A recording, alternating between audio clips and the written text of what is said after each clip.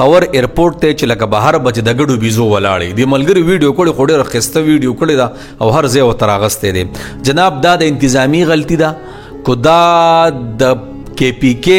د حکومت غلطي ده د چا غلطي ده واحد دا یو ایرپورټ ته چې بار بته ولاړ خپل مسافر باغ ځکه کې کوس کی او ډیر په عزت کې مراغلي ایرپورټ ته کنه نو به ځام بس به ګونه راخ کی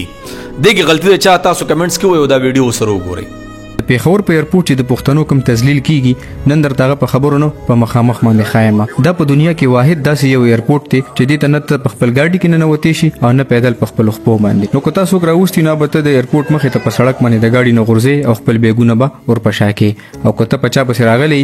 نو خدای دې چې هغه د ضعیف انسان وي یا د ځان لزنانه وي خو هغه به خپل سامان هم راکاږي او تاسو به بهر سړک ته راوځي او یا بدن نه چاله 100 روپۍ ورکي او سوال به وکړي چې ما سامان هم وېسه او ماته بهر وتلو لار مخایا بهشکه ته په خپل ګاډي کې ډېر په حیا او په عزت ډېر لري نه راغلی خو ته بدل ته بي عزت کیږي په دې وجه د سفارشانو ګاډي بدن نه نوځي او راوځي نو ته به کې اخ خوشه دي خوشه هم کیږي د ایرپورټ ته چې د ننوتلو او د راوتلو کوم لار دغه انتهایی تنګ ده په دې وجه چې کوم زړه لار د وتلو هغه په کینټ باندې و نو کته یو عام بي ګنا شهري ته خو په کینټ باندې نشیتلی البته ایرپورټ سره نږدې په 1 کیلومتر کې چې څومره هم درې سلور چیک پوسټ دی په هر چیک پوسټ په خپل کارت خې په نوم به او سره به دا هم وي چې د سواد بونیر یا وزیرستان نه راغلم او د ایرپورټ مخې د یوټرن دیغه کې راتاویږم دا سړی غرزو مزه کدن نه خاصم نشي نه وته او د دې وینا موقع به هم ته ډیره بګرانه ملاویږي ځکه چې ته په یو خاص قانون باندې په مزه په خپل قطار کې د عام شهري په قطار کې د میګي په قدم را رواني او البته کوته یو عام شهري او ډیر شریف نه نو ته کو بیا به تاسو په غلطه لار باندې او بی قانون هم نه نوځي نو خیر دې څه غلطي نشته دي